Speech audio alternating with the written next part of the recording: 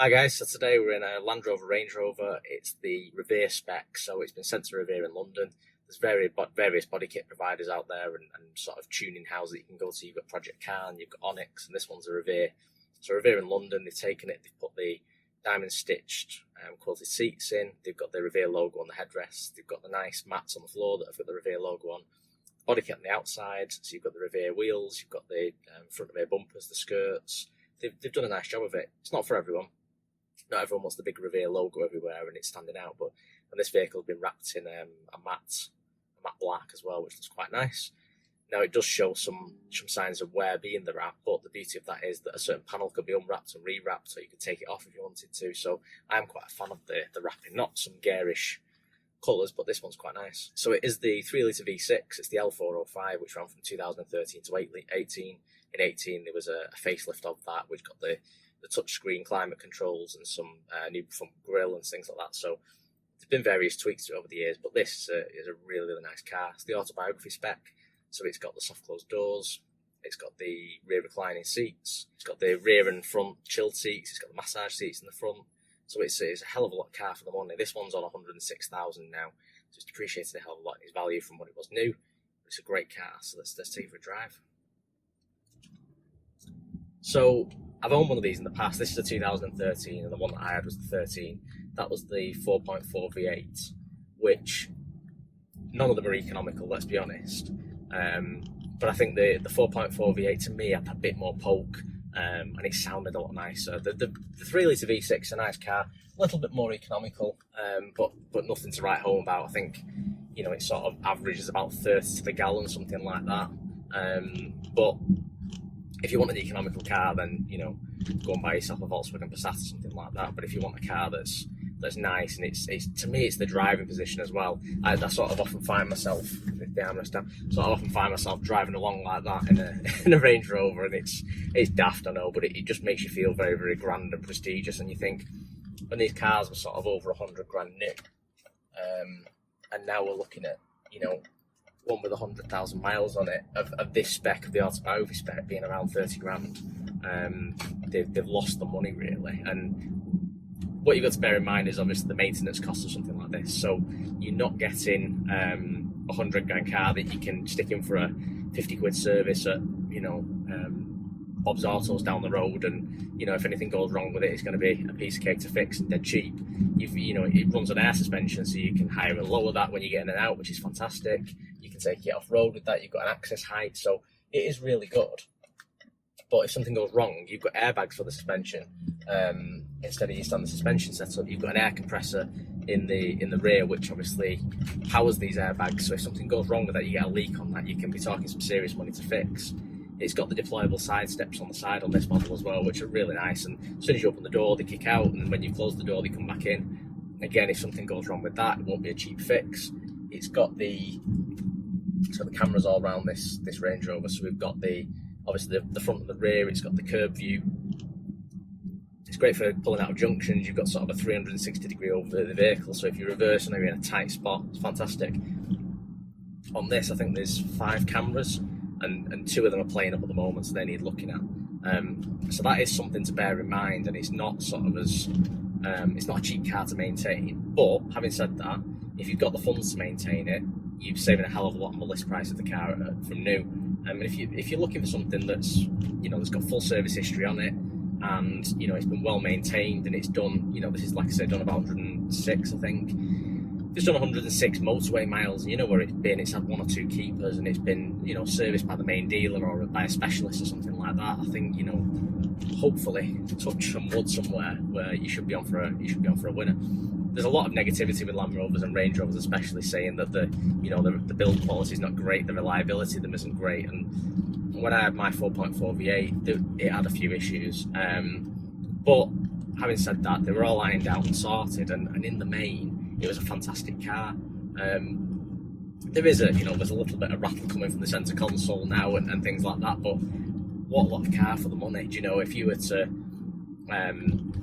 buy this car new, like I say, you'd be looking at over 100 grand. So what you're picking up for 30 now, which obviously can be put on a hire purchase agreement or something with a a small deposit and not ridiculous monthly payments, the car you're driving around, and especially the private plate on it, looks like new. You know, the fantastic bits of kit. And if you're someone who does a lot of miles, I mean, I tend to do about 25,000 a year. If you're someone who does a lot of miles, then you want something that's comfy, that's safe, and that's got all the kit on it. So, you know, I'm driving along right now, I'm having my back massaged, I've got the chilled seats on because it's quite a warm day at the moment. It's the first warm day we've had all summer, but it's still a warm day. So I've got the chilled seats, and I'm having a massage as I'm going along. The aircon's blowing in my face. It's, you know, it's a nice place to be. If I've got a passenger in the vehicle, they can be watching TV or a DVD because it's got the tuner and the DVD player, and it's got the dual split screen as well. So I can be looking at the satellite navigation, they can be watching a film or a TV program or whatever they wish. So that's quite good. Obviously, with anything with a TV tuner, you're dependent on signal. So it's got an aerial built into it. It's the fin on the roof. But if you're travelling down country lanes or you're travelling at speed or something like that, then just give it some beans up this hill because we're going into a national speed limit. You know, if you're driving along, then the signal is going to be a little bit flaky, so you might be better with a DVD. This vehicle doesn't come with the rear entertainment. There was an optional extra that wasn't spec'd on this car, but you know, you can put in aftermarket headrests, or nowadays most people want to stick an iPad on the back. You can get Range Rover headrest mounts for the iPad, and then with a cheap sort of 3-4G dongle, you can provide connectivity to your rear passengers, and they can be browsing the web, they can be watching YouTube, they can be watching Netflix while you're driving along. So there's all them options. So it's not a big deal that it's not got the rear entertainment in it, but the spec that it has got, I think, short of the rear entertainment, there's not much it's not got really. And it is a lovely place to be. In the winter months, you've got the heated seats, you've got the heated steering wheel, but best of all, in my opinion, I know this is a dead daft feature, but you've got the heated screen. And, you know, how many times have we been there on a frosty morning, trying to go to work, trying to get ready, and you've got the blowers on, you're pouring a kettle of warm water over it, trying to crack the glass, and you're scraping with the ice scraper, or I mean, personally, I don't like de-icer, but people throw de-icer all over it, and it sort of stinks when it comes in. I don't particularly think it's any good for the rubbers. They can perish the rubbers on it. So you've got all them sorts of things where the heated screen, you stick it on, you forget about it, it's just melted in 1 or 2 minutes. You just sit there, watch the TV while you're waiting for it to defrost. Your heated seats are on, your heated steering wheel on. The second you get in, everything's hot and warm, and you're ready to go. That's the difference really without having them heated functions. That if you've not got the heated seats and heated steering wheel, then you're in a situation where you're waiting for the engine to warm up to give you that heat to warm you up on a cold day. So with -4 outside, it's not a pleasant place to be. Whereas with heated everything, you're not really bothered about the ambient temperature of the vehicle. Everyone in the car's got a heated seat, so everyone's nice and warm. My little girl isn't a big fan because she's in a car seat, so obviously it doesn't heat her backside straight away yet, but as she gets older, she'll benefit from that. But yeah, just a really nice place to be. And you know, I've done sort of 10,000 miles in my 4.4, and I've been not off-roading as such, but I've took it through conditions where I've had to raise the suspension up, and going through, you know, sort of countryside places where you wouldn't get your average car down, and you certainly wouldn't get sort of a rear wheel BM or Audi or Merc down. And they're absolutely fantastic, and when they're jacked up, they're something to be reckoned with. They look a real beast of a machine coming through. And then likewise, every time I get out, there's a button on the driver's door next to your mirror controls, and you just press that and it puts the vehicle in access height, so it goes down for a couple of seconds. You open the door and you're really, really low down, and it's nice and easy to get in and out, especially if you've got elderly relatives, or if you've got children that are trying to get in and out of the car. The steps really help for children anyway, but it just gives that extra little bit of access height, which is great.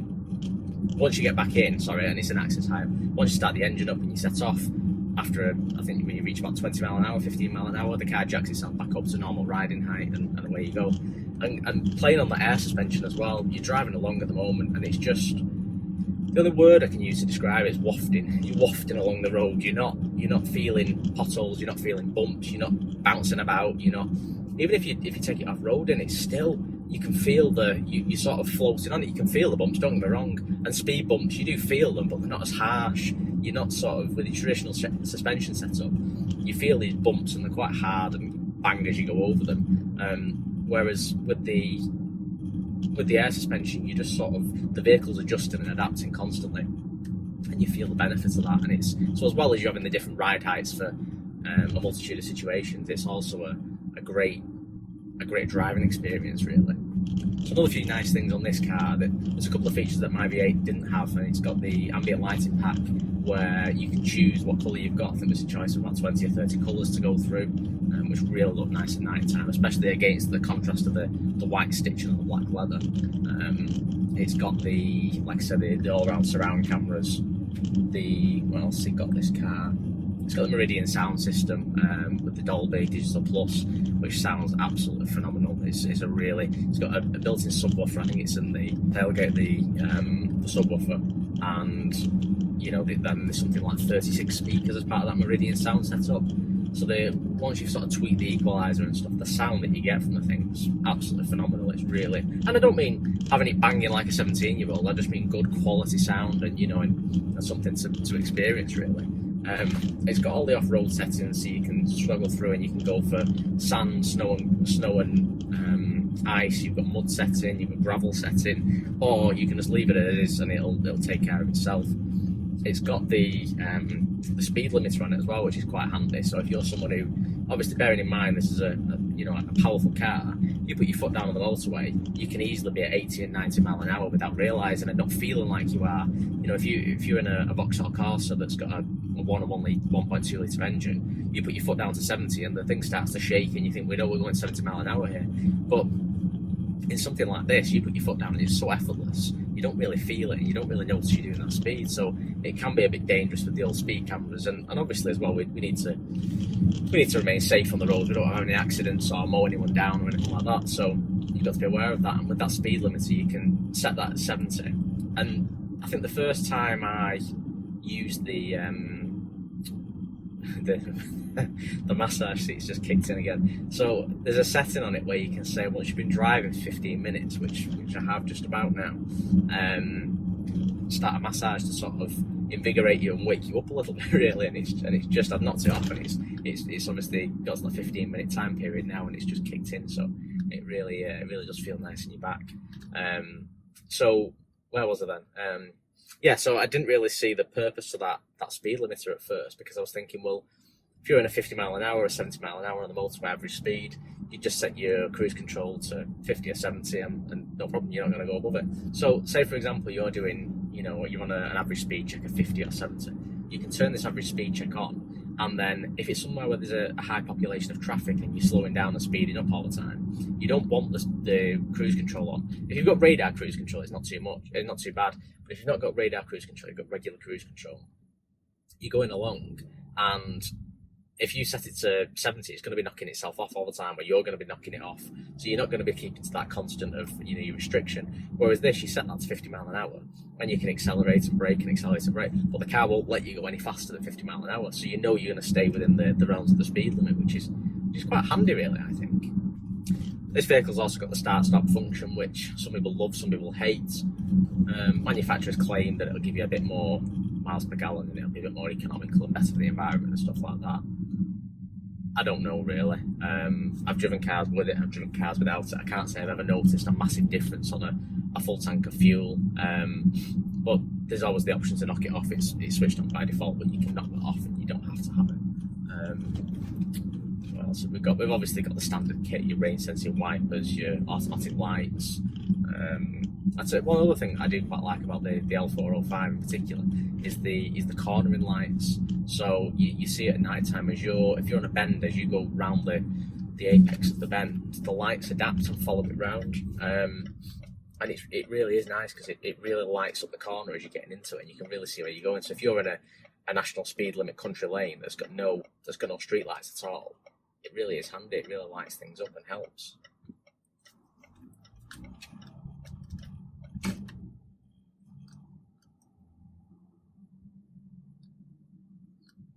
And it's got the little things in this car as well. I mean, it's got the rear armrest in between that's got the cup holders in. There's a little useless compartment in the middle of it. I'm not quite sure what that's for. But the driver's doors and the passenger doors got like a little, it's an aluminium top sort of storage case. and it just pulls down. It looks really, really nice. It's not the most practical thing in the world. There's not tons of storage space in it, but it's a bit like the glove box. There's a split glove box. So you've got the bottom glove box, which is fairly spacious, and you've got the top one, which hasn't got much space in at all. But it's just a little bits that they just look nice. There's a nice finish to it, really.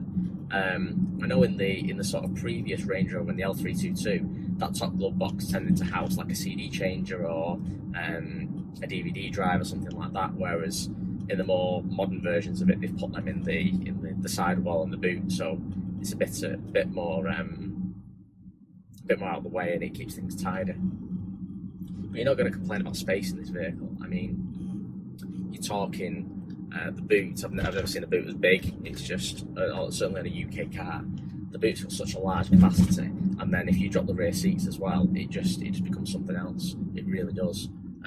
You've got the split tailgate on the L405, which is a very iconic Range Rover, and is something that is a really nice feature. So it goes up in the air, and then the bottom bit drops down. It provides a nice place to sit and just sort of look out over the world. And I remember I was going to pull in here and have a look, but it's quite busy.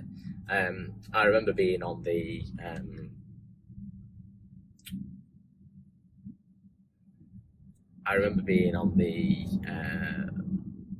going for a drive one night with my partner, and we went up to I think it was Rivington Pike in Bolton, and it was around Memorial Day, and they had a massive big poppy projected onto the top of the hillside. It was stunning. And we pulled up, we had a L322 at the time, we pulled up, dropped the tailgate and sat on the back of it and just sort of looked out. We had to have coats and it was freezing, but it was just a nice place to be, and I thought, yeah, I can sort of see why they did this, and they're there as well. So if you're going on a country walk and you want to, I'm just on a ridiculously steep hill here, some traffic lights, and I'm not touching the brake, and it's just sitting still. And then now as I accelerate up the hill, I'm talking a hill like this, that you see a lot of people put the handbrake on and engage the bike point and rev the hell out of the car to get going and really struggle, and it's just effortless. I mean, it has got hill start assist anyway, so if you just put the foot on the brake for a couple of seconds, it locks on and gives you a few seconds to jump off onto the accelerator anyway, but literally it's just sat there. It really is an amazing place to be, this vehicle. But yeah, it's a great place if you've gone on a long walk and you want to change into your wellies when you get there, or I suppose if you're into hunting and you want to get your rifle out the boot as well, and it's a good place to sit and things. I mean, they do I forget the name of the gun. I'll put it into the video when I edit it.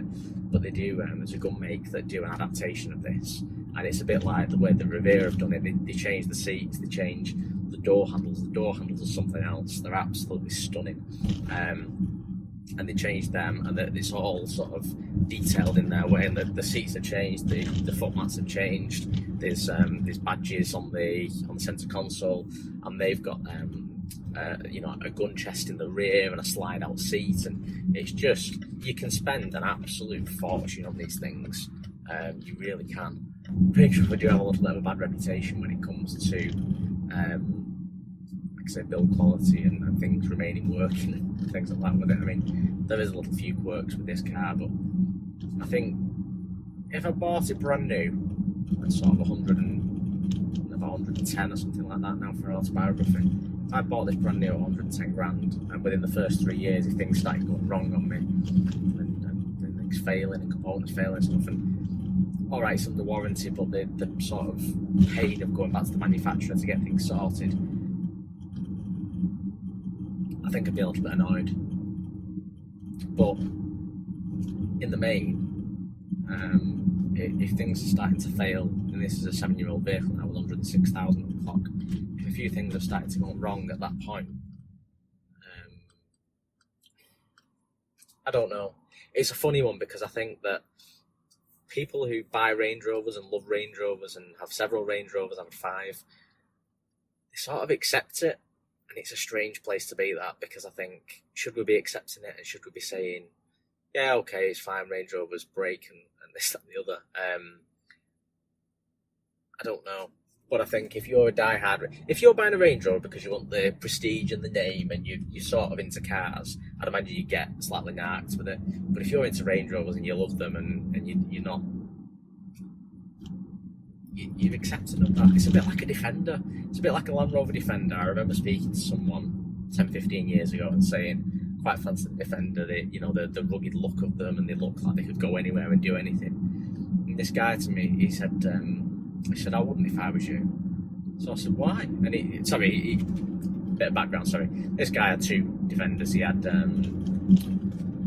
probably at the time maybe 5 or 6 year old one, and he had one that was sort of like it might have been a Series 2 Land Rover, pretty much for all intents and purposes a Defender, but an old thing. And he loved them, and he started them up, and black smoke bellowed out of them, and they ran on chip pan fat and stuff like that. But I said to him, yeah, I'd love one of them. And he says, you don't. He says, you don't want any of that. He said, it's the most uncomfortable drive of your life. And I said, really? So he said, yeah, absolutely awful. So I said, why have you got 2 then? So he said, if you buy one, he said, I'll never drive anything else. He said that. So again, who wants a really uncomfortable drive? But it's a Land Rover. you accept that sort of thing with it, really. And I think that's with the Range Rover. Things go wrong on them. You're driving along and something stops working, and as long as the vehicle keeps running, if the side steps stop working for a bit and then they come back working and stuff, it's sort of just part and parcel of it. And you're buying into an experience and a way of life. You're not buying into the most reliable. If you want the most reliable thing on the planet, then go and buy yourself a reliable Toyota or a Volkswagen or something that's built to last and it's going to go on no problem. But at the end of the day, they don't come with the features that the Range Rover comes with. So if you think, this has got the chilled seats, it's got the massage seats, it's got the heated steering wheel, cameras all over it, a panoramic roof, deployable side steps, reclining rear seats, it's kit that you don't get on a regular car. And all that there is to go wrong is because you've got all that kit, if that makes sense. So if you go back to the days when we had, cars with manual window winders, and they had they didn't have central locking, you turned the key to unlock each door individually. There wasn't a great deal that could go wrong. You didn't have air conditioning in them, so they didn't need regassing, the pump couldn't fail. But once you start adding all these modern conveniences and things like that, then there is things to go wrong, so things inevitably will go wrong. And I think I'd struggle to find a manufacturer who could put all that kit in a car and something wouldn't go wrong with it, really. One thing I would say with Range Rovers is they are incredibly easy to be stolen, and there's a lot of cases of that. And when I picked mine up, what you could do is you could buy a bit of kit off the internet that a few £100, you smash the window, put it into the OBD port, and you could code yourself a new key. And then unlock the car and drive away, and it was too easy. So I read up on it, and Land Rover were offering a software update for it. Now, really, I think they should have recalled them and done this software update, but they weren't. And what you did is you took the 2 keys, they coded the 2 keys to the car, but they locked them so that no other keys could be coded. So if you lost them 2 keys, you'd have to have the vehicle towed to Land Rover to be fixed. But it meant that someone couldn't just punch the window and code themselves a new key. So that was the first thing I did. The second thing is it's keyless entry and keyless go, this car. And I think, again, it's a great convenience, it's lovely, and you think brilliant, but again, it's too easy to be, something to go wrong. So with that, again, what people are doing is they're emptying the contents of the car. So you have the key in the window at night time, someone comes up with a big aerial, points at the key, replays that to the car, and it unlocks the vehicle. So there's 2 things that you can do to combat that. So with I think with this, if I remember, we're talking 2 years ago that I did this, but I think what you did was you had to have the door open and you press the lock and unlock at the same time. I'll link the video in the description so you can see. But if you hold them down, what it does is it disables you hear it sort of beep twice or something, and it disables the keyless entry. So whilst the keyless entry is a lovely convenience, you've got to press the button on your key, which isn't much of a hardship, but it stops someone being able to phone your key.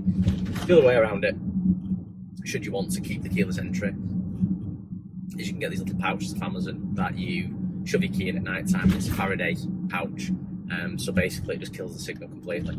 So if someone goes to the window with with an aerial or something like that, it's not going to intercept that signal. You're not going to get anywhere with it. And the disadvantage to that to me is if you've got your keys on the table in a pub or something like that, it's not in its cage then. So someone could, in theory, insert the key there and go and empty your car while you're in the pub. So that's why I disabled it, but I understand people like the convenience of it. The other thing I would say with that is if you do buy one of these things off Amazon, off the internet, wherever online, just be careful which one you buy. I bought one initially, and I went and tested it first, put the key in, sealed it up, went and stood next to the car, tried the keyless entry, and it still worked. So that, you know, that shouldn't happen right next to the car, never mind from the windowsill. So there's no use, so I sent it back. I got a different one, put it in, put it right against the sensor and touched it, and it just wouldn't unlock. So I thought, brilliant, I know we're good then. So that's about it for this video. I just wanted to give you a quick overview of the L405 in general, I suppose, but especially this Revere, because I think it's quite a nice finish, and it's something a bit different with the, like I said, the diamond quilted leather seats. It's not the standard L405. Being the autobiography, it's a bit nice inside, and for the money that they go for now with this sort of mileage and age, I mean, it runs absolutely great. It sounds nice. Especially the 3-litre V6 isn't something that's a particularly throaty engine. Obviously, you've not got the noise that you would have with petrol, and you've not got the noise of the 4.4 V8, but I still think it sounds nice. And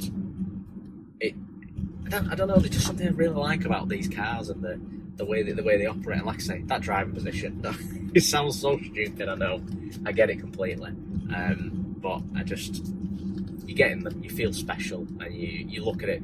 I used to look out the window each day and think, I love that car. It's, you know, what a nice car to have. So that's it for this video, and I'll see you all soon.